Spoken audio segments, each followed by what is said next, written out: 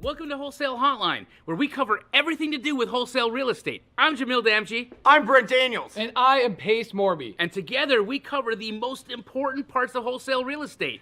Lead generation. Conversion of sellers into contracts. And dispositions. Guys, remember when you're watching this show, do us a favor and squad up in the comments. Make sure that you are liking and subscribing to the YouTube channels and in the Facebook group Wholesale Hotline. Most important, we want to know we're doing a great job for you and helping you build your business. So go give us a review on iTunes and or Spotify. So squad up and enjoy the show.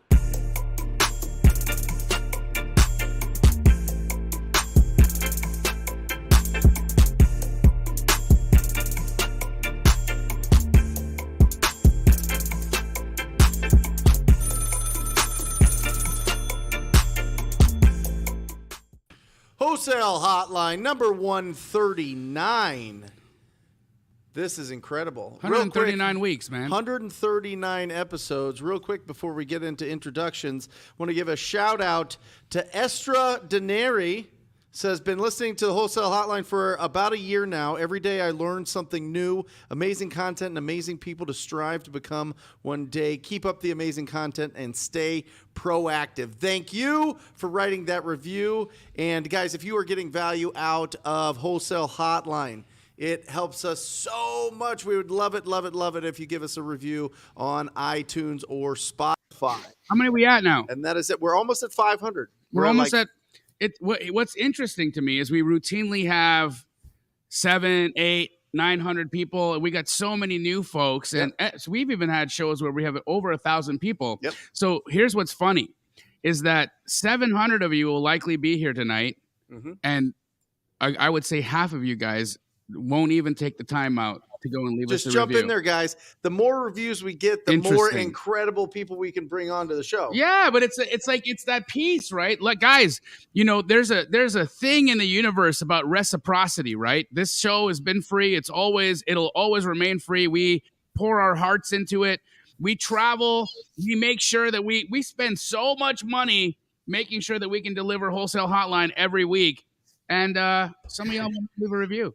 It's interesting. I am Brent Daniels, Mr. TTP, Mr. Talk to People. Next to me is the most incredible wholesaler to ever exist, Jamil Damji. And we have the creative brain himself floating around there in that beautiful sweater weather. Oh, look at him there. There's Pace Morby, Mr. Sub 2. Let's get this thing cracked wide open. You know what I want to talk about? And it's something that we've kind of touched on a little bit before we get into like the question and answers, which will be the bulk of this. But financial thermostat. The day that I've met Jamil has said 100 million. That's that 100 million. Well, it went up. Okay, I understand. Yeah. But that was the doesn't that kind of prove the point? Yeah. Right? Yeah.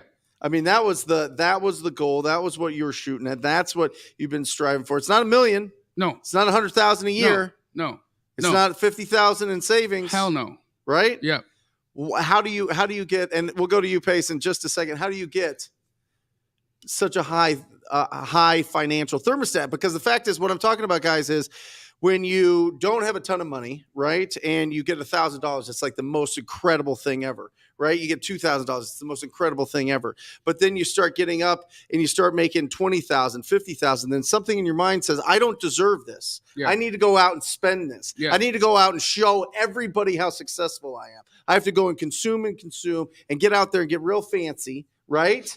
So that I could bring this back down. My thermostat needs to be back at 75. Yeah. Because it's at 90 right now. I'm making a lot of money, but I got to get it down to 75 or I don't feel comfortable. I got to go out and do something with it. Yeah. I got to be risky. I got to go gamble a little bit. You know what I mean? Yeah. Well, I think, look, here's what it is, right? I try to put my mind on, or I try to put my finger on what makes people go and buy the really, really, really fancy car, you know, the watch that's super blinged out, all that, what makes you do it, right?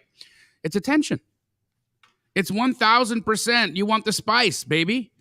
You want the spice. You want to be driving down the road and you want all eyes on you. You want the spice. Right.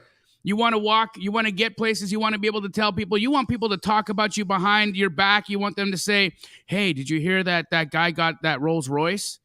Ooh, he must be making money. He got the spice. Mm-hmm. And I think it's that chase for that feeling that people want to be you, that people want to have what you've got. Mm-hmm. I think that motivates more people than actual success does. Right. And so what I'd like for you to really, recognition. Interesting. Pace, you and I, we hear this all the time. How many rich people do we know that don't give a crap that they're filthy rich? And what do they want? Spice. They want fame. Mm-hmm. They want spice. Right. They want the eyeballs. Yeah. It's crazy. It's not, I mean, it's not crazy. I get it, but it's truly, it's but a when thing. you had nothing, and you're living with your family in an apartment, you're still thinking 100 million? Hell yeah. I was thinking 100. Why? Because that's what I'm saying. Because like, I got at that point. Yeah, I've got that self-worth. Right. In my heart. Where'd that come from? My mommy. Right. Really? Yeah, my mom, my father, my sister, you know, maybe not so much my dad. My mom, definitely, my sister, my family, my wife. Mm-hmm. I have always walked around the world and walked around in life saying to myself, I'm a bad motherfucker. Potential. Yeah, I can get it done. Yeah. Pace, what about you, brother? Where does it come from? People say I'm way louder than you guys. I don't know what's up over there, but it's you guys don't want to know why I'm louder. It's because I keep my mouth right on this microphone. That's right. So I'm not anywhere near Jamil's confidence level when I was younger, and I grew up in a blue collar household. Jamil did too. His parents must have had more time to instill something special in him, because my parents taught me that 100 grand a year was like the number, and that was my financial thermostat. And I can tell you when 2008 happened, I was in construction and the oil industry. I lost everything, lost my brother, lost my marriage, lost everything. Similar to Brent, lost everything but a silk shirt. That's right. He did knock doors in a silk shirt. Still got those.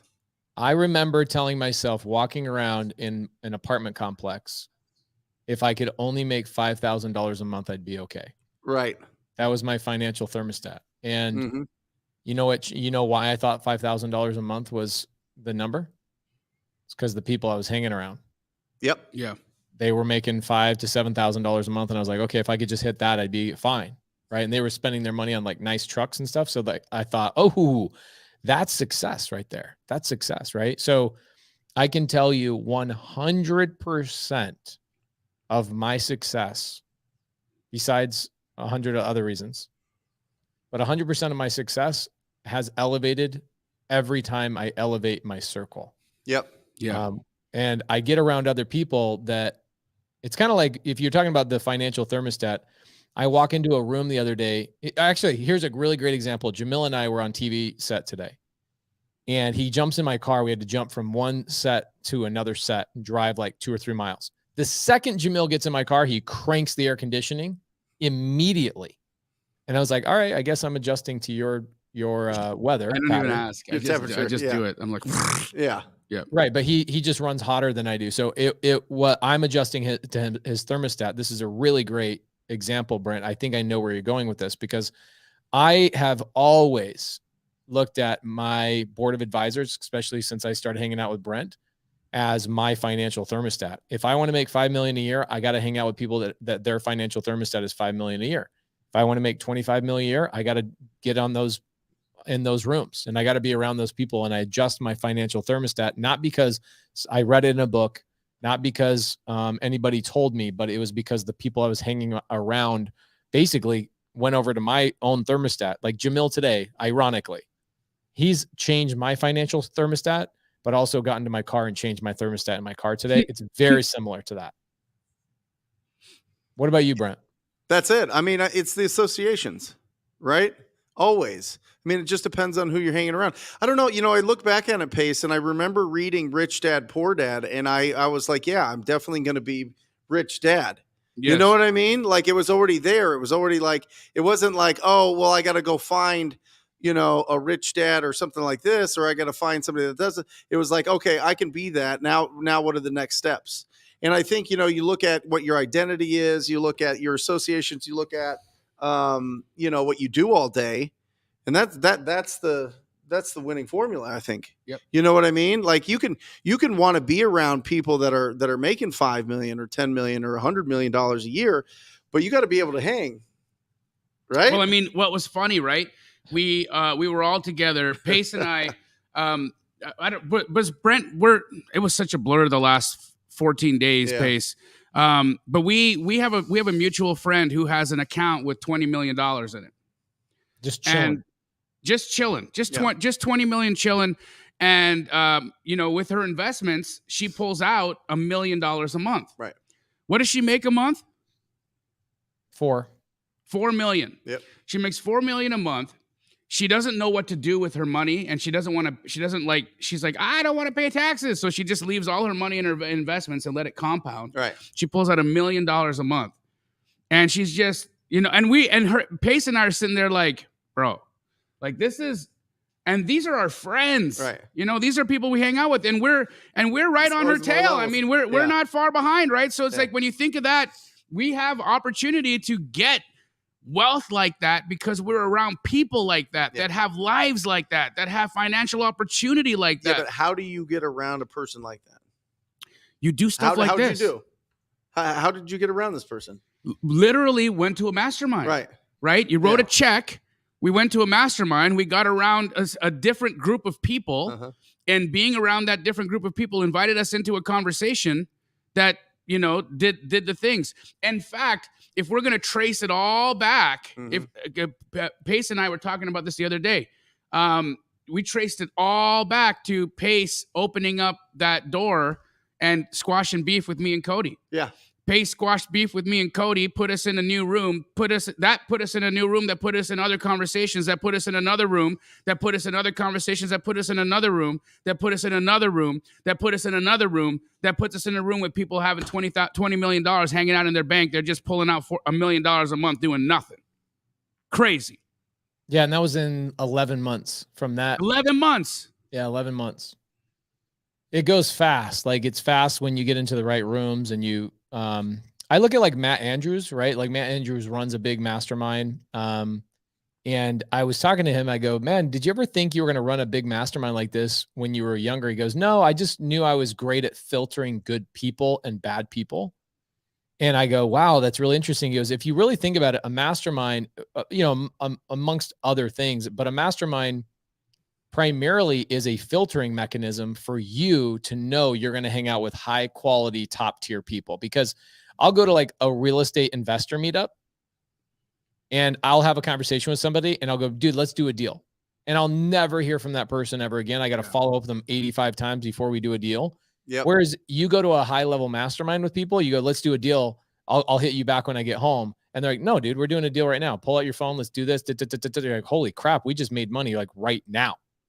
Big difference. Like quality of people that you get around is a major difference. Then you realize that that's the normal and you start operating that same way, right? It's absolutely crazy. I mean, Brent, you changed my thermostat.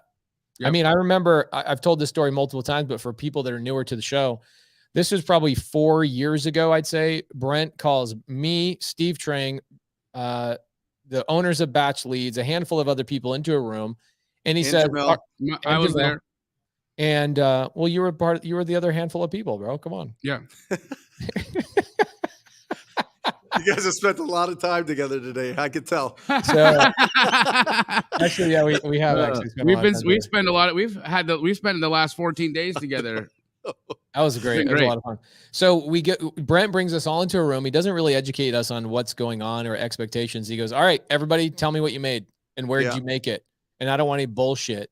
I want to know what my friends are making. I want to know where they're making it. And I want to know what your goals are for next year. And we're going to hold each other accountable. And I'm like, okay, whoa, this was jarring. It was unsettling. It was unnerving.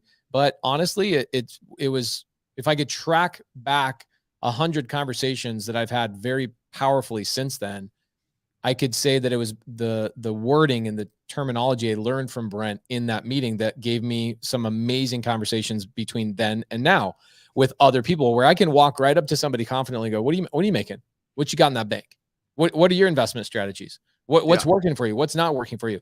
Brent came into my living room and changed my thermostat for me.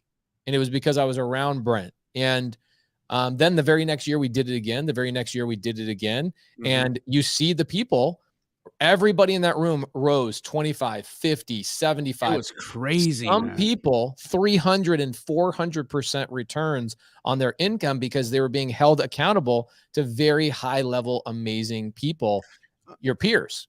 And some did jack shit. Yeah. And they're not in that room anymore. Yep. So Bats went from like 2 to 60. I mean, yeah, but I mean, they were part of the crew that do, that, you know, and then there was a handful of others. Not to mention you guys. But I think it's really important to think about. I think that identity is really, really, really powerful. I think if you go into this and you're like, I'm a newbie, you're going to stay a newbie. If you go, you know what I'm saying? You are what you say you are. I think the word newbie is a tough one to wear around your neck. Because if you do that, then you get stuck in that education swamp. Yeah, you might as well just say, I'm a newbie. I'm also a booby. That's it. Newbie booby. Hashtag. Hey, while at the top of the show, can I remind everybody what's happening in a couple of weeks? We have Brent. Do you remember we talked about what we're doing in a couple of weeks in the Phoenix, Halloween? Yeah, Jamil acted like we didn't do this. No, you're right. We did it. No, it was a little blurry, bro. You were hosting Bigger Pockets. You were on stage twice that day before we went on the podcast. I totally get it. There may or may not have been tequila instead of water in my glass. I know.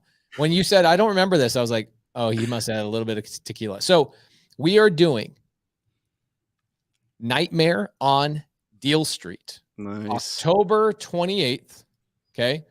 Now, I kind of feel bad because I've already preemptively brought in a lot of people. Okay. I have 100 sub-2 students coming in from all over the country.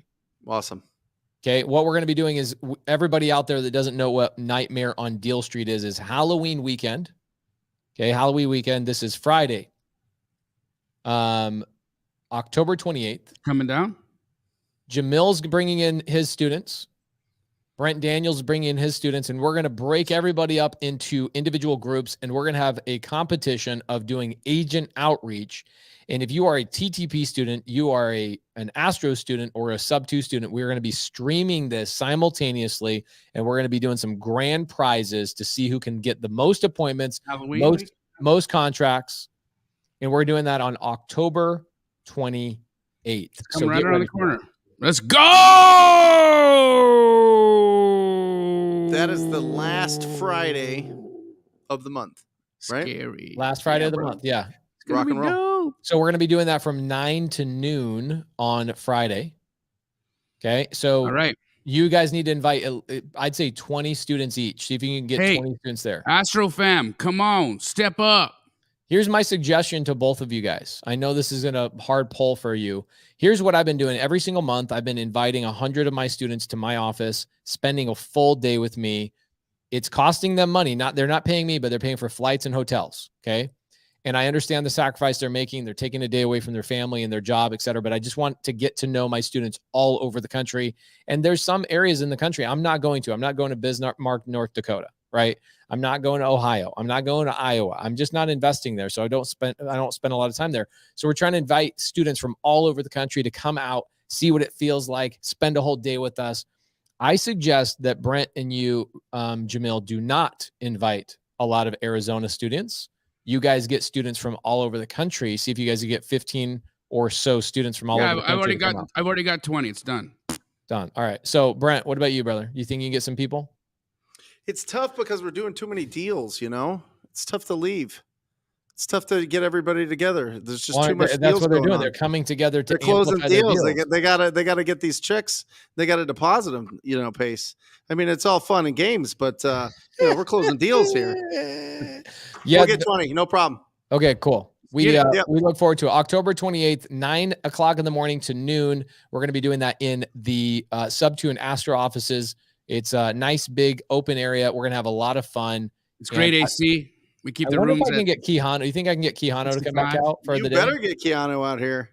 I wonder if I can get Keanu out here. Keanu, you want to come out for the day and just spend a day out here and MC the event? be great. We should have a Halloween party afterwards, guys. Yeah, of course. He said that Yeah. Well, don't you? No, I said yeah. He's got We something already to do with said that, 1201. bro. We already said that in the original announcement that you forgot. You never said we were going to have a Halloween party. Yes, I did. I said everybody's got to wear a costume. We're having a costume party. Yeah, but but that's just like wearing a costume when we're doing agent outreach. I'm talking about afterwards. We go to a Halloween party. Okay, cool. In your backyard, or what are we doing? You have the backyard. All right. Will the action be live? Yes. Lynn says the action. Yes, it will be live. We will be streaming this live. We're going to be calling agents. We're setting this up. We're buying additional technology to allow us to do this. We learned from last month's mistakes, had a lot of fun, got contracts, but we're going to get more contracts this time. We're going to teach you guys how to pitch creative to agents, pitch cash to agents. We're going to have competition. We're going to have people. What are we going to, we're going to track follow-up appointments and contracts. Cool. Awesome. Love it. Okay. I think Brad Hulkman's going to come out, bro. Can you imagine that? We're going to televise this. You think Brad's coming out? Brad will come. He's like, he won't come out. He's in love with North Carolina right now, dude. He'll come. You see him like Brad, riding on the. You coming, Brad? Let's get out. He's at the new roller coaster. He lives next to a roller coaster now. He's like chilling over there with his kids. It's amazing to watch. So guys, it's going to be a group community event. So please, if you are a TTP student, reach out to Brent in the DMs or text him. I know you guys have his cell phone. Jamil, is there somebody people can reach out to apply? Because here's what I'm doing for my students. I'm bringing in 100 students a month into my office that are the most active students in our Facebook group. And we have a really great way of pulling that. So then those 100 are disqualified. They can't come to the event for another year, and we move to the next 100. So how are people getting in if they're an Astro student or a TTP student? Just guys, send me a DM or hit me up on Facebook. But really, what we'll do is on our next Tuesday call, we'll get it all solidified, bro. Yeah. We're gonna come in hard. I don't think I'm gonna only have 20. Sorry. Are you gonna have hard earnest money or no? It's gonna be soft. Yeah. It's going to be non-refundable. Release to the seller. Okay. Brent, and you'll do the same thing, or how can people get in there? Yeah, no, I mean, we're on these live support calls all week long. So we will make sure everybody knows about it, and we'll put out an email. We'll get real loud about it, Pace. Don't you worry. Okay, love it. You got your stuff taken care of. Jamil, you got your stuff taken care of. Mm-hmm. I got my squad there. I'm sorry, guys. Brad's in, bro. He said he's in. He says, let's do it. Bro, we do have roller coasters here in Arizona, just FYI. Okay, Brad, you're in. That's it. It's going to get wild, dude. It is going to get wild. So for those of you that are not sub to Astro or TTP students, I am so sorry. This is going to be streamed live to all of our student base. Everybody's going to be participating. Yeah, sorry, guys. You have to be a student. Sorry. Very sorry. Pedro says, can Heidi and I come? Bro, I just saw you yesterday at Jamil's mastermind. Of course you can come. Robin Hurt says, need to hurry. She's coming out. Robin Hurt is coming out. Damn. Pam Cleary says, I love how 3 communities are coming together in one place. We only do it once a year because what happens is it creates a black hole in Arizona, and it takes about 4 months for Arizona to recover when our communities come together. It's insane. It's true. All right. What do you guys say we do some Q&A today? What do you say? Let's get it. Let's open it up. Okay, I got a good one right here. Starting us out, it's a base hit, a little grounder right at you guys. Yep. Okay, where'd it go? I wonder if you deleted it. The question was, what do you guys think about using Craigslist for generating leads? I think it's a good warm up. I think that I do. I think before you get on and just call your Driving for Dollars list or agents or something else, you call for sale by owners. A lot of the time you're going to be talking to other wholesalers. Yeah. So start that conversation and add them to your database. You know what I mean? If you want to add them as a cash buyer, if you want to see if there's some deals that you can move for them. It's a great way to warm it up. They understand why you're calling. It's not totally out of the blue. I think it's a great way to warm up. I really do. Yeah. Look, I was only joking when I giggled about Craigslist. I giggle about Craigslist because let's face it, right? You mean you Craigslist is just like the underbelly of the world, right? But also you can buy real estate there, as well as, a person. So I guess you do what you do. I agree with this wholeheartedly. I found a lot of deals. I actually found this guy named Juan Ramos. Jamil, you do deals with Juan. Maybe you can I have done deals with Juan. Yep. I made, no joke, in 2-month time frame when Juan Ramos first came on the scene, I had Anna going through and finding new wholesalers on Craigslist for like maybe half a year. And Juan Ramos was brand new on the scene, but he was like very connected to the Hispanic scene. And he was getting deals like, I don't know. I was like, bro, how are you getting these deals? I mean, the first deal I ever did with Juan Ramos off Craigslist was 18 grand. Next deal was $117,000. And you guys made money on every single one of these because Juan Ramos came to me. He brought me like a dozen deals. I brought them all to you. I think I flipped 2 of them. And you guys, I made probably 200-300 grand, easy 200 grand, upwards of like 250, maybe more. And you guys probably made another 100 grand off of Craigslist. Okay. And then what happened is this is what happened. Anna starts spending all her time with Juan Ramos and she took her eyes off Craigslist. And then when Juan Ramos goes, oh, I see what Pace is doing. Pace is wholesaling to here and doing this. I'm going to go do this myself. And he elevated his game as he should. I'm proud of him for doing so. She goes, oh man, Pace, I'm low on deals. What should I do? And I go, where did you get the deals from? She's like, Craigslist. I go back to Craigslist. And she never did. She just never wanted to do the work. There are deals on Craigslist for sure. 100% there are. Kevin Cho, brand new student of mine a year and a half ago. Now I just bought a deal from Kevin a couple days ago, but when he was brand new a year and a half ago, he came in from another mentorship that they charged, I think, $7,000 or $8,000 just to teach people how to mine Craigslist. That's it. That's all they taught. And he came in and he goes, dude, I've got my first 3 deals off mining Craigslist. Yep. And I said, okay, great. Well, that sounds amazing. Why don't you just double down? He goes, that's the problem. It's like, it's very limited. You're not, there's other people on there trying to scour. And depending on the market you're in, Craigslist is not popping off with all sorts of opportunities. It kind of is the underbelly. And you got to be on it full time. And you're going to get maybe 1 deal, maybe 2 deals every single month if you're on it 12 to 16 hours a day. So are there deals? Yes. But Brent says it's a warm up. I completely agree. Yep. Yeah, I think there's a lot of interesting ways to kind of get into the flow state, right? Before you're just jumping into making calls cold, talk to some people that you already know. Do a little bit of lead follow-up, people that you've already talked to. They like you. They're not going to be, super aggressive with you. Or call the for sale by owners on Zillow and just ask them if the properties are still available and start warming up those conversations. Or call the people on Craigslist that have it for sale. I think that it gets you in like the right headspace, and then you can go and call whoever you want to do. If it's agents, if it's direct to the property owners, whatever it is, but it gets you warmed up. It gets you standing up. It gets you like making some movement. You start feeling like the wind's behind your back. You know what I'm saying? You're getting some momentum going in the day by having good conversations early. Yep. This is one again, though. Sorry, Brent. Sorry, Jamil. Go ahead. I was just saying that there's a lot, like if you're looking for activity to do in the morning, right? My favorite thing for people to do is to get privy, to be on there first thing in the morning, run 30, 60, 90 days on market, let the privy algorithm tell you whatever 65% of ARV or lower, and hit the day hard having conversations with those agents, seeing if their sellers are ready to actually take a motivated are actually motivated and ready to take a deal. That's my favorite. It is undeniable that it works. Undeniable. Yeah. And people can do it for an hour a day.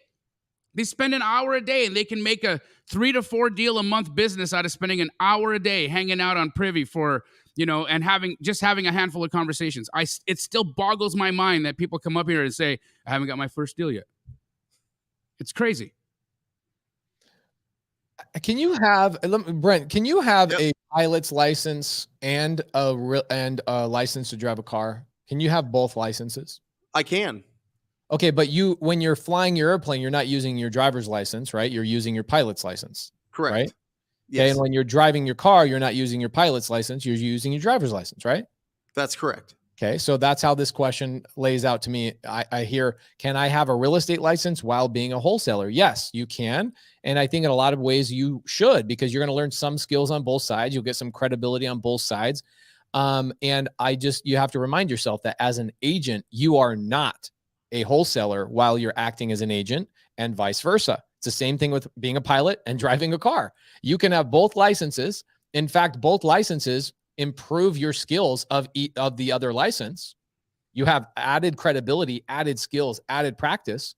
But when you're using one, you're not using the other. You're not going to be a real estate agent and representing a seller listing a property and then try and get their house under contract on wholesale. The same thing when you're a wholesaler, you are actually telling the seller, hey, I am not acting as your agent in the situation. There is no agency whatsoever. I want to be full transparency and disclosure. I am coming in as a real estate investor, talking to you as a real estate investor. So you just have to let them know which one of your licenses you're using, the pilot license or the driver's license. Do you guys disagree with that? I don't disagree with it at all, but I want to add to it because today, oddly enough, I went and met with Monique Walker after you and I finished filming for the TV show. She's the best. She's incredible. So she brings me a deal. It's a probate lead. Okay, she goes to alltheleads.com. She gets the probate list. I pay for her to mail probably 50 to 100 letters every 2 weeks. Yeah. Okay, it's very little. Yeah. So she gets a call. We show up at this house. What does she do? She says to the seller, I am not going to represent you. I'm not representing you. Yeah. I represent my buyer. Mm-hmm. My buyer pays me my commission. So I'm going to give you a number that's net to you. And then you can decide whether or not you want to work with us. Sure. So how it works is I give her my number. She presents that to the seller. The seller agrees. We go under contract, and she still represents me as the agent. And she's basically wholesaling because when I sell the property, I split my assignment fee with her 50-50. So it's like a hybrid, Pace. She's an agent. She's got agency with the buyer, and she's wholesaling because she's making the assignment fee with me. When you assign that deal, is there language that she represents the new buyer, or she's out of it? She's out of it. She's only representing me because she's representing you on the contract. Correct. And then once you assign it, she's not representing. Correct. Right. Love that. Tell us more about novations. I actually have a novation Zoom this week with my attorney. There's 4 different ways to do a novation. I have all 4 of them under contract right now in my pipeline. We're going to be walking through and explain all of those types of things. But Brent also did a really great novation Zoom with Todd Toback a couple of weeks ago. Go Google that, or go to Brent's YouTube channel, type in Brent Daniels Novation, and you'll get a lot of information. Novationtraining.com. Okay, love it. James Lee, are you using another software like Mojo to call? Yes. Okay. Mojo's kind of like, I'm starting out. It's a really great dialer for newbies. And it also has a CRM built in it, right? Doesn't it? It does. Yeah, you could track everything on there. I mean, you really don't need like a real fancy CRM when you're getting started, or a fancy dialer. Listen, whatever dialer works. You know, whatever one you want to be trained on and know it backwards and forwards. I just think Mojo, based on coaching a lot of people and using it myself personally for years, and what my phone prospectors now want to use, they want to use Mojo. It's very intuitive. It's very easy to use, and they like using it. So, but I don't get lost in the weeds with the dialers. If it works, it works. So yeah, I agree with that. Whatever one you want. We used Mojo for 2 years. We loved it. And then we switched to Zen Dialer. And then we switched, what's the other one? Call Tools. We switched to Call Tools. And we essentially spent months of our time migrating our data, migrating our stuff. And I'm like, how much money do we lose in all this migration? And then Batch Dialer came out, and we were like, guys, we want to be like all in the same system. We ended up switching over to Batch Dialer, and we switched when they were brand new. So we had a lot of issues there. Still worked out, was still great. But the whole time I was like, we should have just stayed with Batch, or we should have stayed with Mojo until Batch Dialer was 100% done. And now Batch Dialer is 100% done. We're super happy that we're over there. Awesome. But we use Batch Dialer. Brent is completely correct. Now, this is a common question we're going to get all the time, especially with software. Okay. Should I use Privy? Should I use PropStream? Should I use Batch Leads? Should I use this? Should I use that? Whatever. Guys, we've used just about every one of them. I can tell you PropStream has things about it, features about it that are better than batch in some regards. And the same thing about batch. We have batch has some amazing things about it that we utilize that PropStream doesn't have. Jamil just talked about alltheleads.com. I'm telling you, alltheleads.com. If you're trying to go after probate leads, there's no better place. Yep. I swear to you, this guy that owns alltheleads.com, when I was a customer of theirs, this was when I was doing a lot of probate attorney outreach. I had probate attorneys asking me where I was getting my data. They're like, where are you getting this data? This is insane. Okay. No, PropStream and Batch have probate data, but it's not freaking as good as all the leads data. I don't know why. I have no idea why. No. Okay. So yeah. When somebody says, what grocery store do you shop at? I shop at the one that has the thing I want. I go to Walmart when I want Jif that's reduced fat. That freaking Jif that's reduced fat is way better than the regular Jif. I'm telling you. Okay. When I want Fresca soda, I got to go to Target. Okay. So it's the same thing with PropStream and batch leads and all these other things. I'm going to tell you the only one I think everybody should be using. I think everybody should have Privy. I think that it's one of the best comping tools of all time. It's very intuitive, very simple, easy to get information off of, like agents' information. And I think it's the easiest thing to comp on. What do you think? I'm in 1,000,000% agreement with you. Also, its algorithm is just like, it's incredibly smart. It really is running. It tells you, hey, this is a deal. Yeah. Right. And if you're scouring the MLS looking for opportunities, you don't have to do that anymore. It is hand delivering them to you. So aside from that, I just think it's so user friendly, and I don't think that it does the same thing as Batch. I think Privy is a standalone thing. It's its own thing. Yep. And then I think Batch and PropStream have very similar utilities to them. Bro, I think it looks like this. Yeah. I think this is Batch, this is PropStream. There's some overlay. They do have some similarities, but there's just benefits on both sides that they both have. Privy is full on standalone, does its own thing. So even if I have Batch, I got Privy. If I don't have Batch, I'm going to have PropStream and Privy. Okay. The only reason I don't use Privy as much is because they're not in Phoenix. Not yet. It doesn't matter. This year. No. Not for pulling leads on the MLS. No, it's same, bro. Okay, here's misconception, myth busted right now. Okay, you're gonna have to myth bust this 1,000 times. It does the exact same thing. It taps into the third-party MLS the way that Batch and PropStream does, and it does that across the entire United States. But where it actually has the RETS feed that directly links into the MLS, that's in the majority of U.S. markets. Yeah. So it doesn't mean that it doesn't work. Yeah. It just means that it's not direct. So it refreshes every couple of days instead of minute by minute. Yeah. That's the piece. Got it. Special announcement. Oh no. Guys. Yeah. My IG is currently down. I have so many scammers. I have so many scammers that have created like 50 different names of mine, that my 50 scammer accounts that I didn't create, other weirdos did, have created so much of an issue in the world that everybody's complained that Pace Morby is a problem. So Facebook is like, we don't know which one is the real one. We're shutting them all down. It became such a problem. So I'm getting my account back online sometime in the next week or so. It's actually been kind of a nice change. I've been using Facebook and these other outdated apps like YouTube stories and other things. There you go. YouTube stories. YouTube has stories. YouTube has stories, and I've been get out of here. Oh yeah, I didn't have no idea. Yeah, get your account suspended, and you'll figure some things out. All right. So yeah, guys, you should get verified. This is so funny, guys. I'm gonna have to say this 1,000 times. Y'all mother effers have no idea what it's like to be verified. Okay. Do you know people are spending $100,000 right now to get verified? People are like, oh yeah, you get verified through the app. Try it. Do it Pace is famous. He's on a flipping TV show, and he can't get the check. Guys, some of the most famous people we know I've had to pay money. I paid money to a guy 2 years ago, $10,000. Yeah. Because here's the scam. Okay.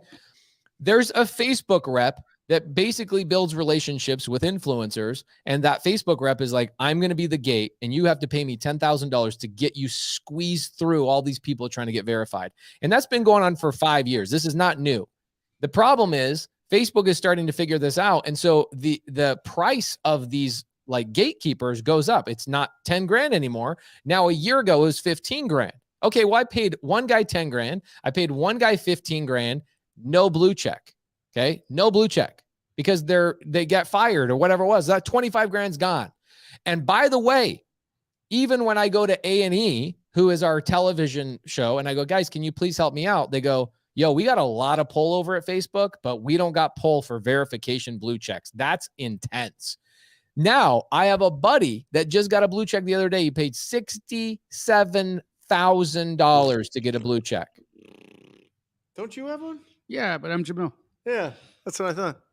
But Jamil got his from a guy that I went to right after Jamil got his. Oh. And then, exactly, like literally the following week. Also, the guys who are getting the blue checks for you, like it's like it's dudes who work for Facebook in India. Yeah. So I had a little bit of in, you know what I'm saying? So what does a blue check mean? It means that you're a cool guy.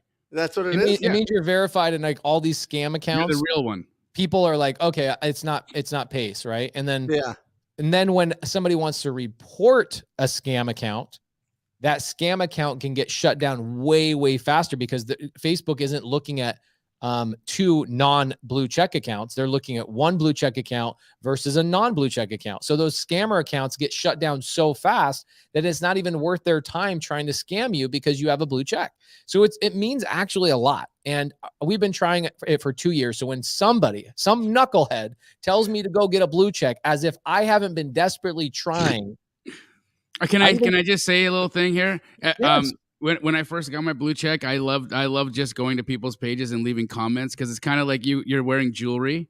Like it's like you got social media jewelry. Like you're like it's like you got drip. You know, you go in and all you got to do is leave one of these on someone's comments. Like, but it's the guy with the blue check going, and it's cool. You know what I mean? I get it. Yeah. Man, I got to get one of these. I never even heard of this. For Robin says, what's a blue check? Robin, you'll see this. Go look at Jamil's account versus other people's account on Instagram. He has a teeny little blue check. That means he's been verified. I'm verified on TikTok. I'm verified on Facebook. I'm verified on YouTube. I've got like everything except for Instagram because Instagram's become so challenging over the last couple of years. So I know this is not a wholesale question, but please understand, you ain't getting a blue check by just going through and verifying. It's not like that. That's not how this works. It's really weird. When Facebook does blue check you, you have to send them a picture of your armpit. Really? Yeah. They're like, send us a picture of your armpit. And then it's like a week later, you got a blue check. That's awesome. Yeah. Maybe that's what you haven't done, Pace. Bro, we've done everything. We've written articles. We've written articles. The thing that's crazy is if I get one before you, Pace, it's going to be a problem. It's going to be a real problem. No, it'll just mean that I did something wrong in a previous life. Yeah, that's it. And I got to work harder. That's what it means. I got to work freaking harder. Okay. Yeah. Hey, Jamil, I need to. Hey, Jamil. Wow, bro. Hey, having a blue check doesn't keep you from having people spell your name incorrectly. So just so you know. Hey, Jamil, where can I reach you directly? You at JDamG on IG. How we know it's blue check? It's got a blue check beside it. You'll know it's me. I love it. You can send a DM to Pace. Oh no, you can't send a DM to Pace. Oh, this is terrible. It's just shut down. Hey, if you got wholesale questions, come on, get them in the chat, guys. We're ready. We're ready to talk wholesale. I do have a very fancy watch. Jamil, tell me the truth. Do you really like my fancy watch? No. It's a G-Shock. It's a collector's version. Look, I have nothing against it. It's a Casio. It cost me $300. This thing is like balling out, dude. Yeah. Here's the thing, right?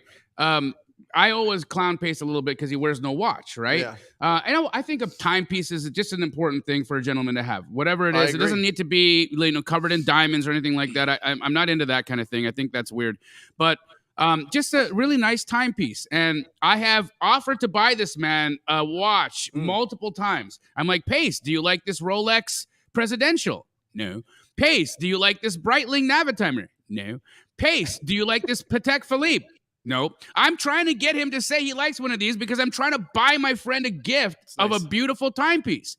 And you know what? He shows up one day wearing a freaking Casio. And I don't what? What? I don't know, bro. He didn't even give me a chance. He didn't even send me the Craigslist link to buy that for him. See, bro, check it out. Check it out right here. Elton knows what's up. He knows that's the G-Shock jellyfish, bro. It's collector's edition. There you go. Elton knows. There's only 25 million of these made, bro. They sell them on Craigslist for real? No. But come on. It was a callback, bro. That was a callback. I know. Oh, All right. Jeez. Here we go. Okay, Carlos has a question here. This one's a good question. Do you mind if we go with this one? Yeah, real sorry. quick? Go ahead. Okay, so Felicia Smith, she says, did I hear correctly last night that there are two contracts, the assignment and purchase agreement? Do they happen at the same time with the seller? I think, Brent, this one's a good one for you, Brent.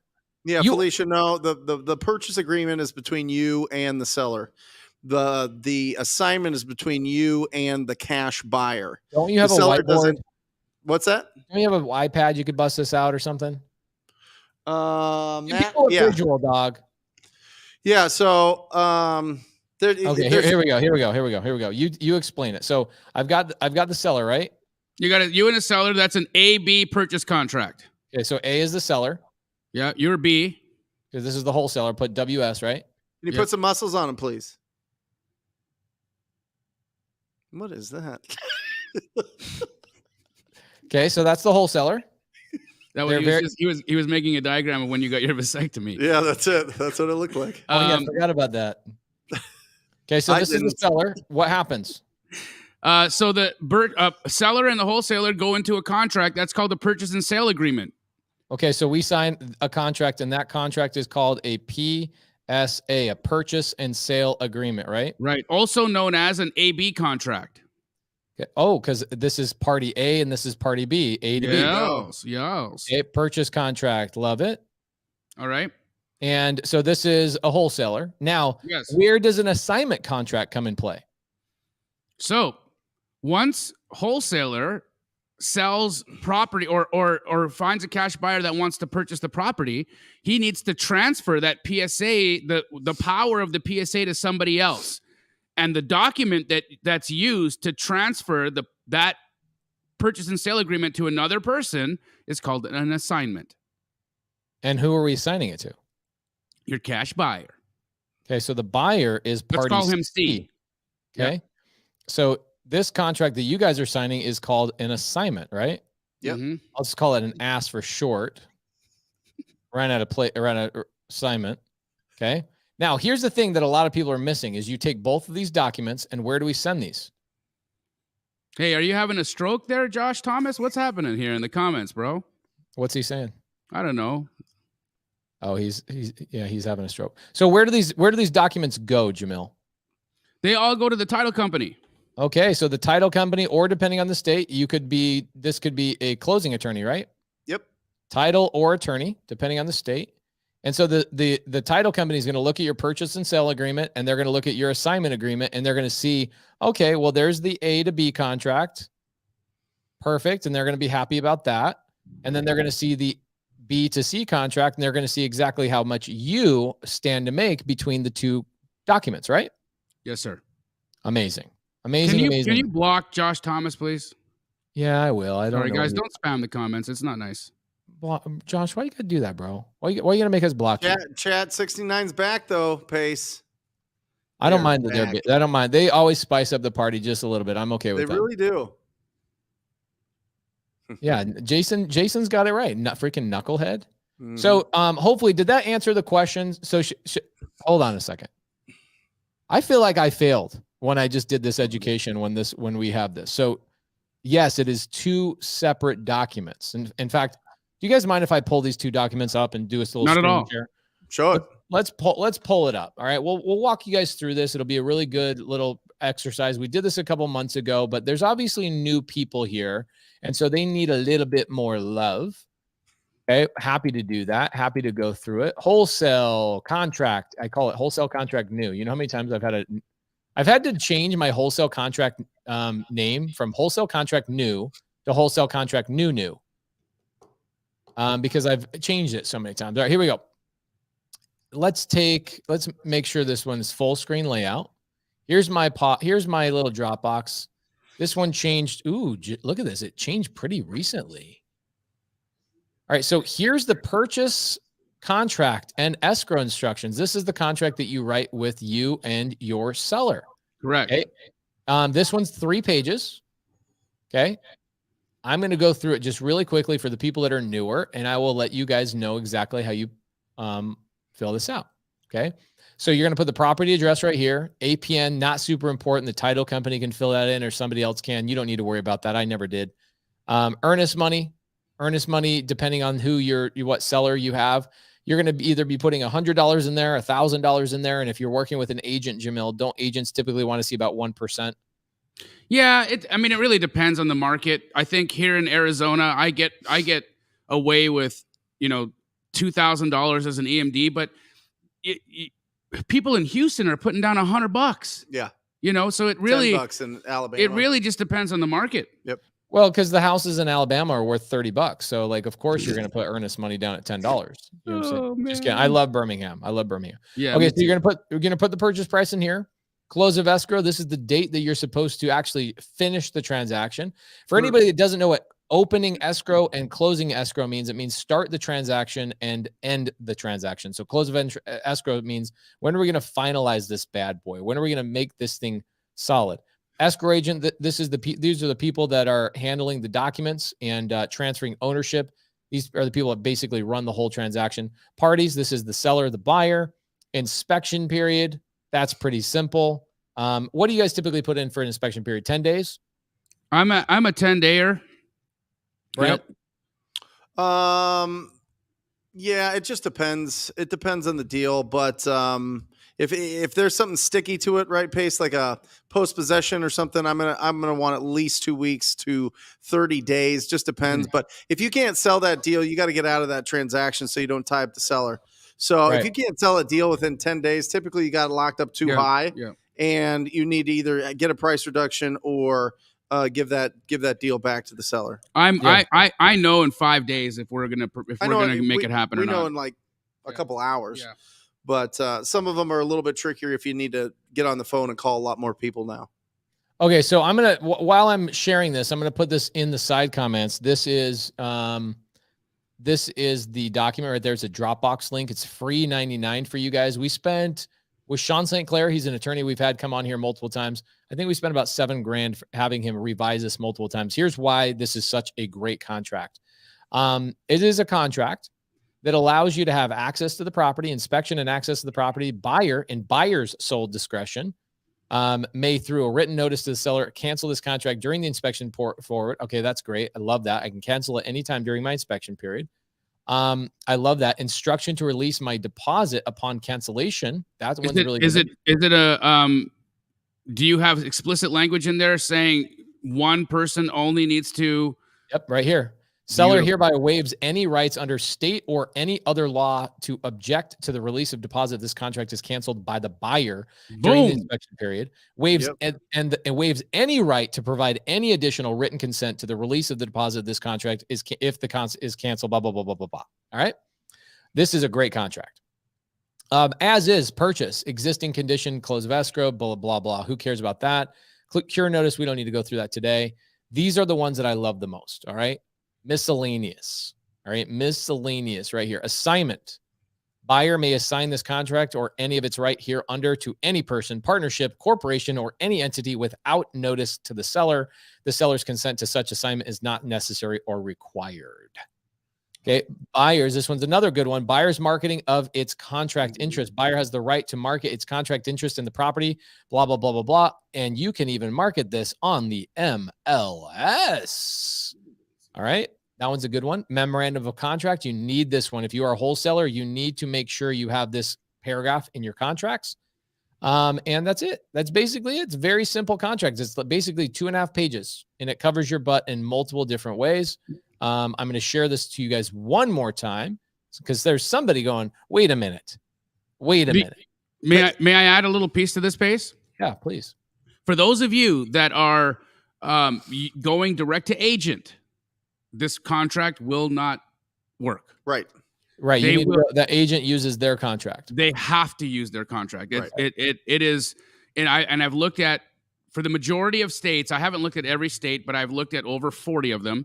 The majority of the state contracts or the state real estate boards require the licensed agent to use the board approved contract. Yep. Well, the agent won't get paid unless all their paperwork is in with their broker. Correct. That is required, that you have to keep for a minimum of a year. And if it closes, 5 years. So that contract will work for you guys when you're going direct to seller. Just keep that in mind. Do you have on there, Pace, and maybe I just missed it, the ability to market it on the MLS? He did. Yeah. Did you sneeze for 15 seconds? I was playing grab ass with him. Oh God, yeah. Yeah. Let me pull that up just real quick, if you don't mind. I want to make sure that we are very clear on this. Yes. What attorney put this together, Pace? Of course, I don't let anybody do anything. No. What's their name? Oh, this attorney was Sean St. Clair. Mine too. Yeah, he's incredible. Let's see here. There we go. Wholesale contract, new. There you go. Right here. I believe it's section right here, 12.3. Property on any multiple listing service. Seller hereby appoints buyer as its attorney in fact, with the full power and authority to act in the same place of the seller for execution of any and all documents necessary to list the property and buyer's contract in the property on the MLS. So this could help you with a novation, correct? Yeah, this can help you with innovation. Absolutely. Yep. There you go. It's a good one. This is a great contract. It took us 3 or 4 years to work this out. And here's the thing is, Jamil brought up a really good point. Even in creative finance, okay? Ooh, this one's good. This one's a great question. I won't jump on the creative finance thing. Can you legally get sued for not performing under contract? The answer is yes, you can if you fail to cancel during your inspection period. Yep. You can, and when they sue you under a provision called specific performance.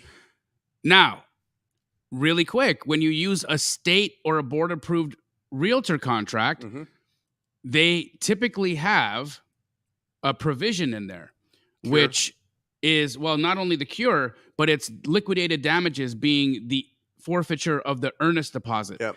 So there's a protection. There's a protection in the board approved contracts that realtors use that'll keep you from being sued because they just have the earnest money being forfeited as basically the most damage that a seller can do to you for not performing on the contract. Do you think it's important for people to understand what's in the purchase agreement?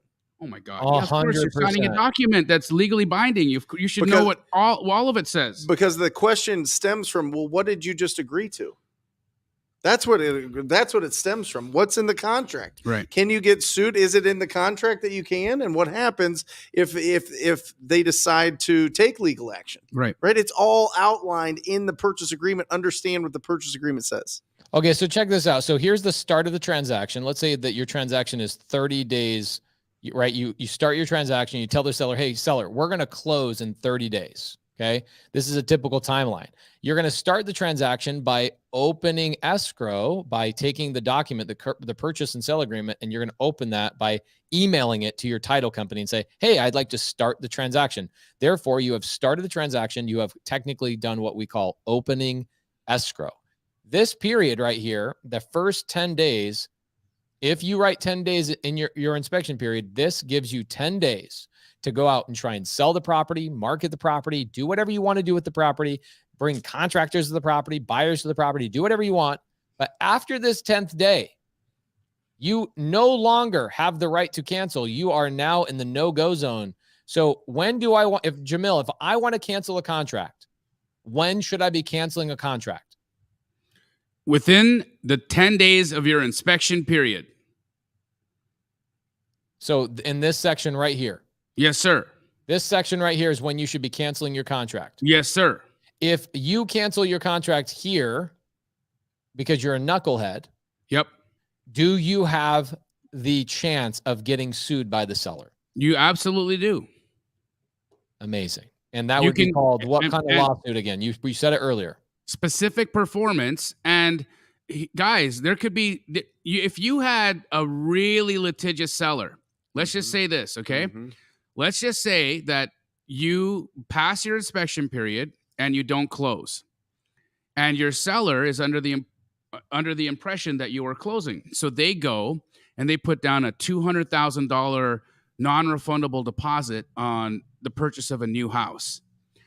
They're waiting for the proceeds of the house that you said you were going to buy, that you've now passed inspection on, to complete the sale of their house. Now, because you don't perform on your deal, they can't perform on their deal, and they lose their $200,000 non-refundable earnest money. Guess who's liable?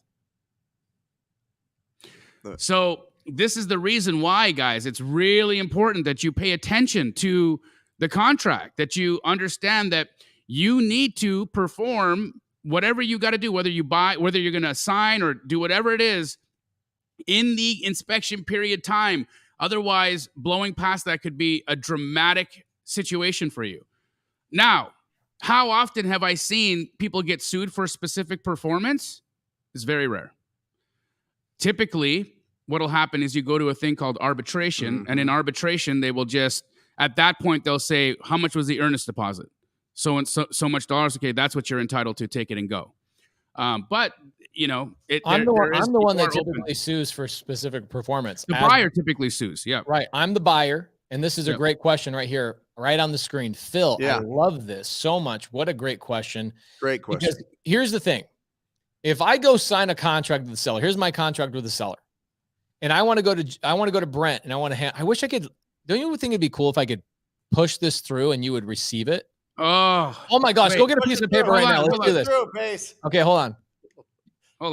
Wait. I think it's gonna come. No. Other side. Brent, you have to do it on the other side. Give it to me. Yeah, there we go. Wow. Thank you, Pace, for this contract. So I've got this contract right here. I just got it with the seller.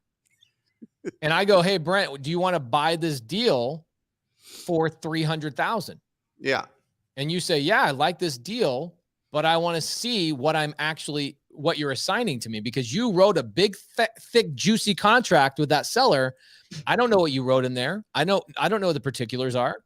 So before I hand this over, what you do if you're a wholesaler is you should block out your purchase price so your buyer doesn't see your purchase price if you're worried about it.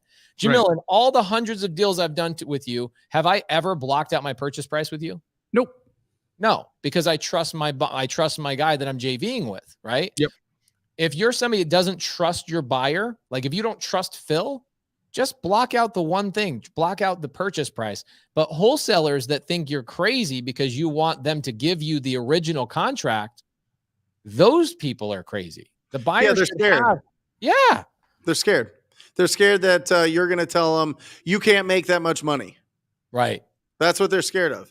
So they want it to be all like hidden until the closing date when you're going to see it anyway, if it's an assignment. So why would you, I mean, just as a professional, why would you like not show them it up front and wait till the very end and then they start negotiating with you when you're really stressed out? That's like the worst. At least make the decision. If they're going to beat you up in the front, you got to say, okay, do I have other buyers to sell this to? Great. I'll sell it to them. They know what I'm going to make. But if you don't, I mean, if you commit to it and you don't tell them, and then they see it on the closing statement and they start getting whatever, they puff their chest or they don't want to pay that, they don't want to close, you're going to have a real problem on your hand. So go with confidence. I mean, if you have a great deal, you have a great deal. Yep. Right. Yep. Right. Here's a good one. Does the direct to agent contract, by the way, guys, the direct to agent contract is the agent's contract. It's a realtor contract. State written contract. And Nathan, it's direct to seller, but it's through an agent. Just to be, you are working through your work. Your contract is still with the seller. It's just that an agent is facilitating it. Yeah, that's why they're called brokers. They broker a deal between you and the seller. It's directly to the seller, but there's a broker that brokers the deal. Make sure that the paperwork's done properly, protects the seller, protects you, does all the things.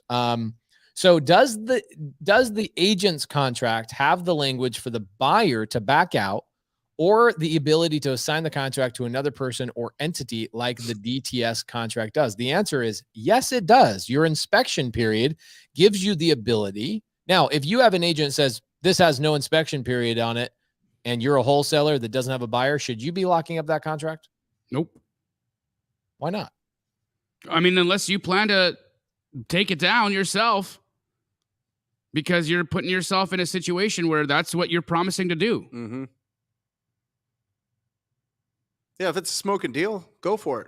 But if not, I mean, the reason most real estate agents hit you with a non-refundable earnest deposit or no inspection is because some other wholesaler locked it up too high and canceled, and then another one canceled, and then another one canceled, and they're like, I don't want you to wholesale this deal. I want you to be the actual buyer. I want to remove all inspection period. Typically. Yep. That's what we see. Yep. Great question, Lynn. Great question. Get him, Jamil. When you're just starting out in wholesaling, how do we get the cash buyers? I'll answer this and I'll tee it up to Jamil. When I first Jamil for the rest of the show, Pace. Do you mind? It's Jamil. just too good. It's just too good. Jamil, when I did my first 100 wholesale deals, I didn't have to go out and find a single cash buyer because Jamil found my cash buyers for me, and he brokered and sold my deals for me. So when you're first starting out, a really great way to start out is to go find a Keegley franchise. Okay. Find a Keegley franchise in your local area. Jamil has 125 of them all over the country, and they will help you out. Jamil, besides using Keegley as a way to find cash buyers, how can I find cash buyers? All right, guys, get your pen and pencil. Get your pen and paper handy. We're going to get through this fast, all right? First and foremost, tax records. Second, LinkedIn. Third, Facebook. Fourth, IG. Fifth, Privy.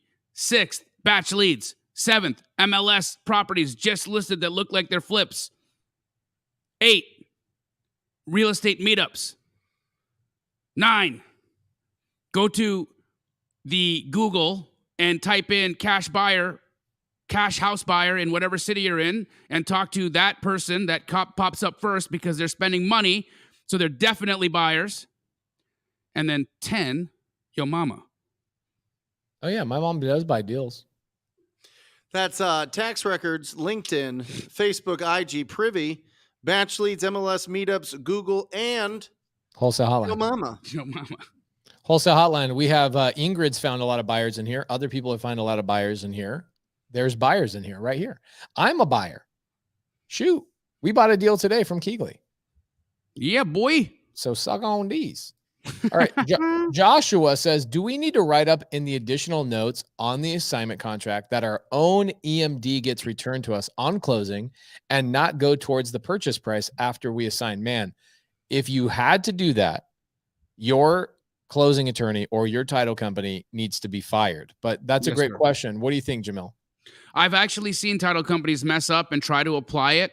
It's happened a handful of times in my life, but Joshua, typically, no. Typically, it's understood that when you when you assign a property, they're going to put down an earnest deposit.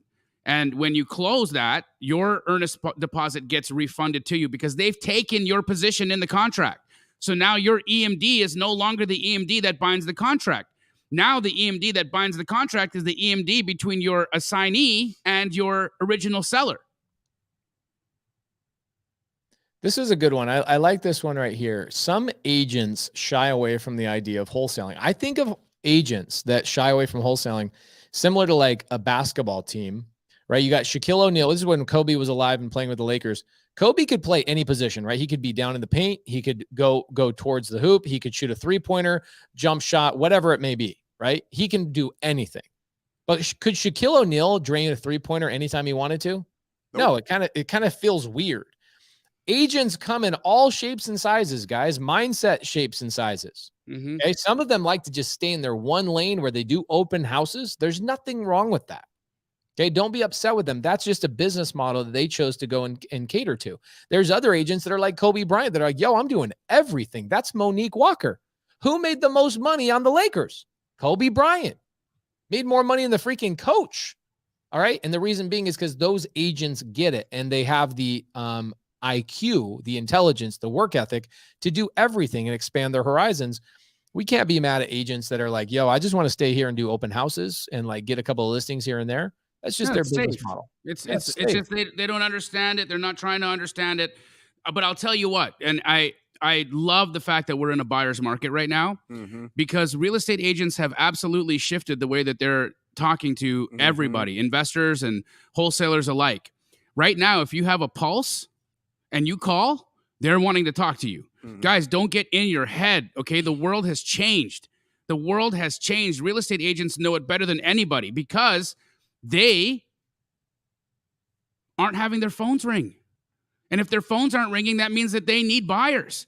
And if you, Mr. or Miss, brand new wholesaler, call a realtor and say, hey, can I bring you a cash offer for your property? It's going to be low, but it's going to be real. That's the most important thing. The confidence that you can close. Because if you're just putting in a ton of offers on these things, the agents are going to get burnt out. Yes, sir. That's what I hear all the time. So I have to go above and beyond just having conversations myself with these agents, like showing them proof of funds, showing them that I can close, showing them the title company that I work with and how many deals that we've done with them, right? All of these things are confidence. If you don't have that, find somebody in your market that does and squat up with them. You know what? I just tried out with a new proof of funds. I'm going to see how this works out.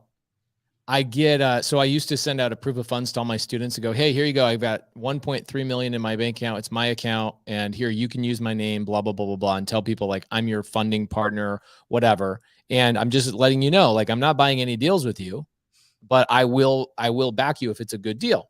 And you got to get permission from me first, blah, blah, blah. I went through all the things, talked to my attorney, did all the things. So I tried this new proof of funds. I'm curious how it's been working with my students. I actually did a Loom video. I logged into my bank account, 2 different bank accounts, and I showed on the Loom video, hey, my name is Pace Morby. I want to show you my proof of funds. Today is blah, blah, blah day. I've got $1.7 million between a couple of different accounts. We have the ability to fund these things. Here's the last deal I closed. Here's the last deal I closed. Here's the last deal I closed. Here's the last deal I closed. Here's my headquarters. Here's my this. By the way, Jamil, my best friend and I are on a TV show. So you want to see us on TV, go check that out, blah, blah, blah, blah, blah. Me and my partners nationwide have the ability, and I gave that to all my students. And I'm curious because I was going through getting a lot of agents emailing me going, is this proof of funds real? It has your name on it and DMing me. And now I haven't gotten a single one of those. And I'm wondering from my students that have been using that proof of funds in the comments, if you guys don't mind, tell me, how has that proof of funds been helping you guys out? I've been trying to take it up a notch. I also have another solution Pace for anybody. If that does, I'm sure it's going to work for a lot of folks.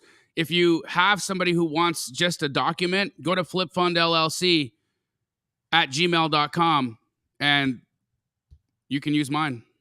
Love it. Absolutely love it. All right, cool. How can we get buyers to buy in a market that has no evidence of properties being bought? Now, Adrian, this is a great question. I feel like Adrian's asking a question that he is not currently running into. Because your buyers will tell you whether it's a good deal or not, or they'll tell you, hey, I need you to buy this $30,000 lower. In fact, we bought a deal from Keegley today, and we told them, hey, if we can get it a little bit lower, we need to be at this number. They go, no problem. We'll be back in 7 minutes. Came back. Boom. They go, all right, we can make that work. So your buyer is going to tell you whether something's a good deal or not. Buyers are buying right now. Okay. The market's still, there's a lot of buyers, homeowners that are buying houses. Market's hot. Market's hot. Jamil, people say they want your proof of funds. What is it called? Flipfund@gmail.com? LLC. Flipfundllc@gmail.com. Bobby, will you put it in the chat, or do you have the ability to? Nope. Here, I'll put it in the chat. I'll put it in there. What's it? Flipfund@gmail.com?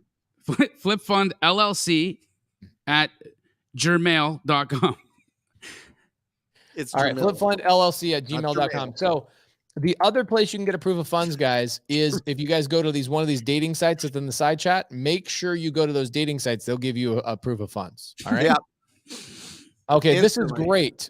What is that? A proof of buns? Yep. Okay. So Stan Bolden. That's actually really good. Okay. So Stan Bolden says, should your EMD time period be the same exact amount of days as the inspection? So Stan, That is the first time literally in all these years I've been doing real estate that question has been asked. So great question. When people say there's no such thing as a stupid question, they are correct. That is not a stupid question, even though I've never heard it.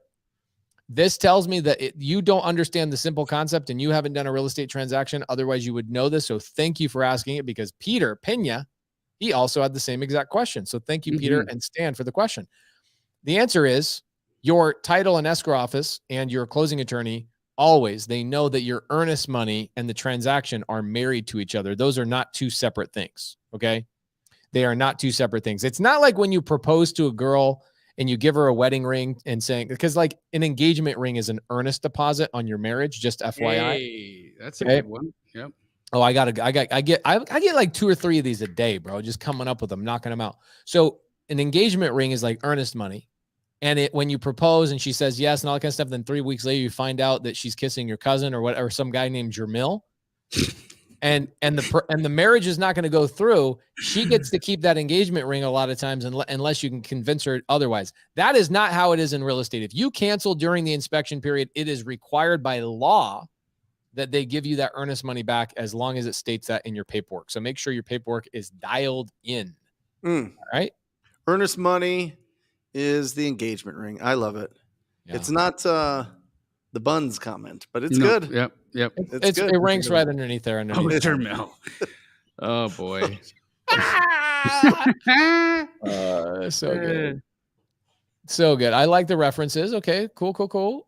Pace and fam, 2 questions. Pace, what is the best way to do comps of a new construction deal? That's a Jamil question. I stay away from that new construction.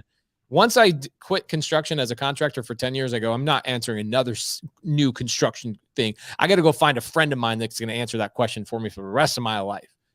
And how can I get some information from a tough seller who limits his property data? Okay, great. Jamil, you answer the first one. Yep. And I'll answer the second one.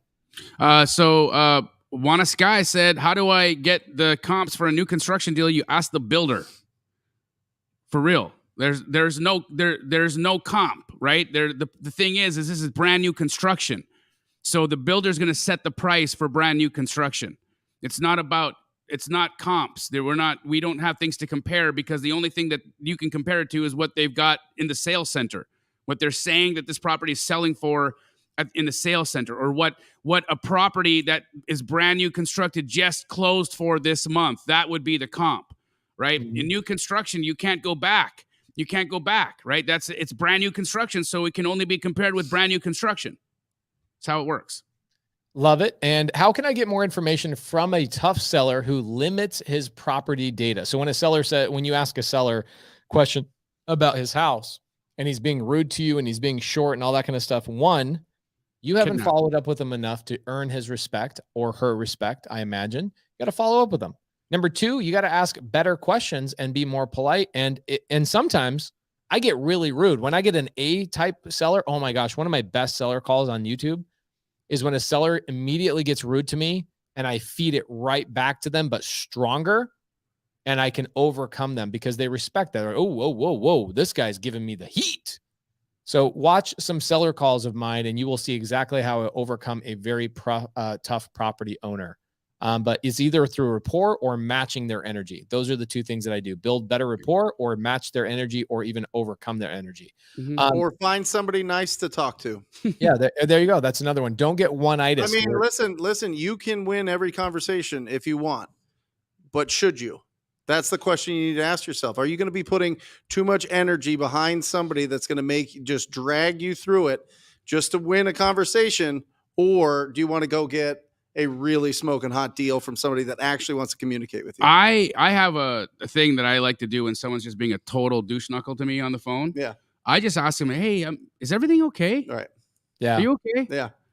I'm sorry. You just came at me guns blazing, and you're obviously upset, and we haven't been on the phone long enough for me to have upset you. So I just want to know, are you okay?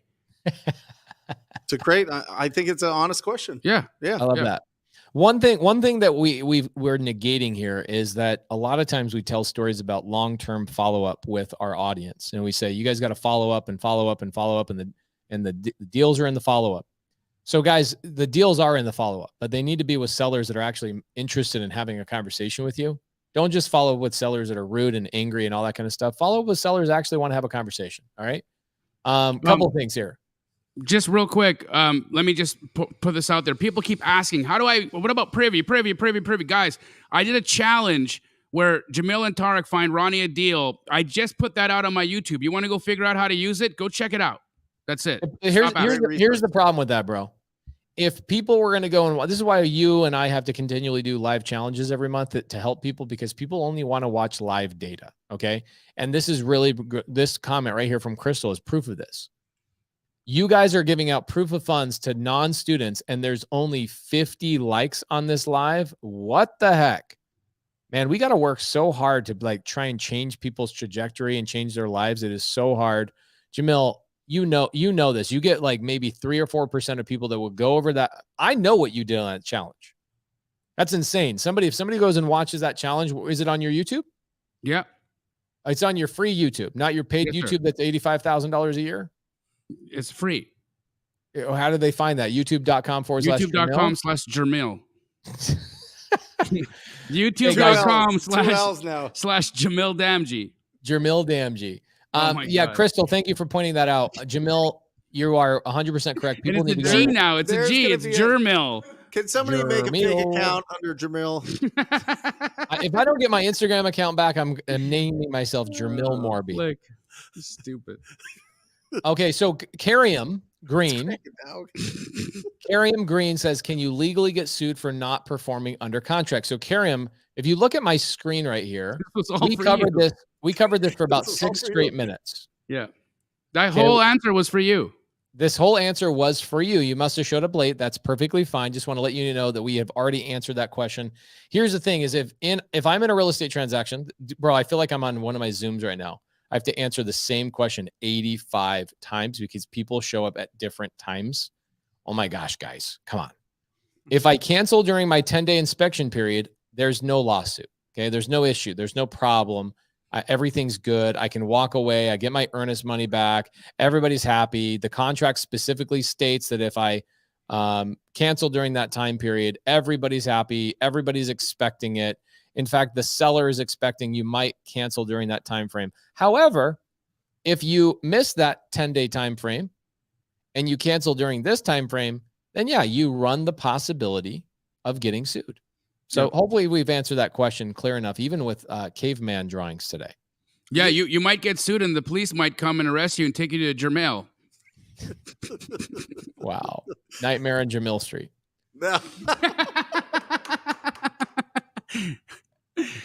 Oh, yes. boy. Okay. You know, it's interesting because, Hater Proof says, so why go to that question? LOL. It's tough when you're running a live that has 700, 800, 900 people on it. Here's the comments I get. When I go back and I double down on questions, it either means A, we didn't do a good job the first time. So we're trying to give ourselves the opportunity to clarify something. And 2, sometimes people do show up late. And if they're asking the question, it avoids the other type of comments I get, which are, why are you ignoring my question? Mm-hmm. Do you know how many times we see that in the side comments, people being rude to us and they say, why are you ignoring my question? So Hater Proof, I have the opportunity to either A, get better at my explanation, which I will always do. And 2, double down on people that may have missed it, which I will always do as well, in order to not only help people, but potentially avoid the comments that people are hateful and negative and saying we are ignoring them. But yes. So, yes, guys, flipfundllc@gmail.com. Email that person. I don't know who's on the other side of that, but it's somebody that's going to give you a proof of funds. Okay. Some of you guys don't know what a proof of funds is. It just means that you have the money backing you on a real estate transaction. So when you're talking to an agent or a seller, okay, you are going to run into a situation where they're going to say, hey, how do I know you have the ability to buy this house? And you go, well, because I emailed flipfundllc@gmail.com and they give me this amazing document that shows you that I have the money to pay for this property. Here's a great question. Ooh, great question. Mm-hmm. Kevin Martinez, should we just adjust our ARV percentages based on age on market, such as 70% as 30 days? Oh, I like this. 65% at 50 days, etc. What are you guys' thought on this, Jamil and Brent? Should we? Okay, so personally, I feel that days on market, okay, is the discount is directly proportional to days on market. Love it. Okay, so Yep. as days on market increase, your discount from the list price increases at the same time. That's what directional proportionality means, right? They're directly related to each other. So if you are looking at something that's 200 days on market and it's listed at $400,000, very likely you can get upwards of $100,000 off that list price. Very likely. Okay, so when you're looking at your percentages of ARV, here's the thing. This is why I think people's brains break with this, because let's just say, for instance, something's been sitting on the market at 55% of ARV for 90 days. And they're like, but this is a deal. It's a deal. It's a deal. It passes the math test. Why can't I just lock it up at list price? Right. And why won't a buyer take it from me at list price? Well, the problem, guys, with that is you still have a human being that you have to sell this to. And for whatever reason it is, people need to feel like they've gotten value, like you've given them something they couldn't have gotten on their own, and that's why they're paying you your fee. So when something has sat on the market for a significant amount of time, even though it's priced well, the fact is that there's usually a material defect in that property that we don't know about, which warrants the reason why it's sitting on the market. What's a material defect? What does that mean? It means that there's something wrong with it. It means, it means that you thought you were buying Jamil, but instead you got Jermil. Yeah. It's like a lot of different additions. It's a really weird floor plan. It's they're counting square footage that should not be counted. A ton of different things, right? Maybe there's some serious issues with like a foundation problem, right. or there's mold, or somebody's living in the attic. There's lots of things that could be going on, right? The fact is, though, is that there's something that is not being disclosed, or something that's wrong with it that make this house not unappealing. Every buyer has said no. Correct. Every buyer that's looking to buy has said in no. that community, and it's just that sitting. zip code, that city, that town, wherever, has said absolutely not. I do not want to buy it at that price. And the fact is, we've been talking about this for the last 6 months, and I love it, but finally, buyers, right? Everybody understands that buyers rule the market in everything. Buyers determine the value. It's not the seller. It's not the market. It's not interest rates. It is a ready, willing, and able buyer determines the value of that property. So it doesn't matter what the real estate agent thinks, or the seller thinks, or an appraiser thinks. It just depends on what a ready, willing, and able buyer thinks. All right. And that's what's key. If something's sitting on the market, every buyer that is interested in doing a deal right now has seen it and passed on it. And so you got to get it lower. You got to get, and just to answer that question, I would go 50%. I would, if it's under 200,000, listed for under 200,000, I would go 30%. And I would see how low you can get it. I honestly, that's the technique that we've been working with. We're getting great deals. Great. Yep. Jackson Debenham. Is it ham or ham? I think it's the ham. I think it's Debenham. Debenham. All right, cool. Cool name. Yeah. Pace, does Start Virtual have a cold calling department? Looking to scale, but I'm not trained in training. Well, here's the cool thing about startvirtual.com. It is a company I invested in a couple of years ago. They do cold calling for real estate investors, insurance agents, all sorts of amazing companies, and texting as well for real estate investors. So yes, they do cold calling for my company. That's where all of our leads come from, is startvirtual.com. And yes, their cold callers come trained, producing leads on day one. And they have a training department every single week. You take your virtual assistants, they go to a training department every single week. They learn how to close deals. They learn how to comp. They learn how to do all the things, run your CRM. And you also have a customer success manager, a CSM at Start Virtual. So if you guys are looking to hire cold callers, go to startvirtual.com. I haven't even brought up startvirtual.com in like a year. Startvirtual.com. I use them. They're not just for cold callers, guys. You can train your VA from Start Virtual to comp. And in fact, if you gave them my Zillow Comp Like a Pro video and you gave them a copy of my appraisal rules, in a few days, they would become very proficient at comping. And let's just say, for instance, you're out there and you're generating a lot of leads, or you're talking to a lot of wholesalers, or you're talking to a lot of agents, and you're comping a lot of deals, and you are finding that you're bottlenecking in comping. Why wouldn't you go get a VA at an incredibly low dollar per hour, let them train themselves on comping, and completely clear that bottleneck up for you? If you have another bottleneck in your life, for instance, for me, I get a lot of messages, I get a lot of correspondence, and I respond to as much as I can, but I'm on a TV show a lot of the times. It's 8 hours of a day. I can't get to it. So I have a VA that I hired from Start Virtual who tells people, hey, I'm Jamil's assistant, but these are the resources I can help you. This is what you want, a contract. Here's a contract. You want a copy of, you need a proof of funds. Here's a proof of funds. You need this. Here's this. Here's this. Here's this. And so he's constantly helping people in my DMs, and he's one of the best people that I have on my team. If you are trying to get your social media off the ground and you're filming a lot of stuff and you're trying to find editors, guys, I have editors from Start Virtual who are doing a phenomenal job that are editing my videos for me. Dang. So, no, I mean, they can do a lot of stuff. Thank you, bro. Thank you. I appreciate It's real. that. Corey H., I'm in an investment group in the military. How can I convince them to get into real estate investing overseas? So, I'm not quite sure if you're telling them to go invest in like Iraq, or if you're in Iraq and you're telling them to invest in the United States. I'm not quite sure. But I think you're telling them to invest overseas back home is what I think you're asking. Pretty simple, bro. I would show them a couple YouTube videos on Jamil or Brent or my YouTube channel talking about things that get you excited and go, dude, check this out. Right. I would also link up with people that are in the side chat that are actually investing and doing deals in the areas you want to do deals in.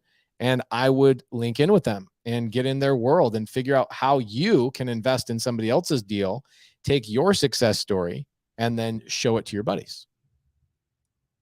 It's a trade secret, Colby. I'm sorry.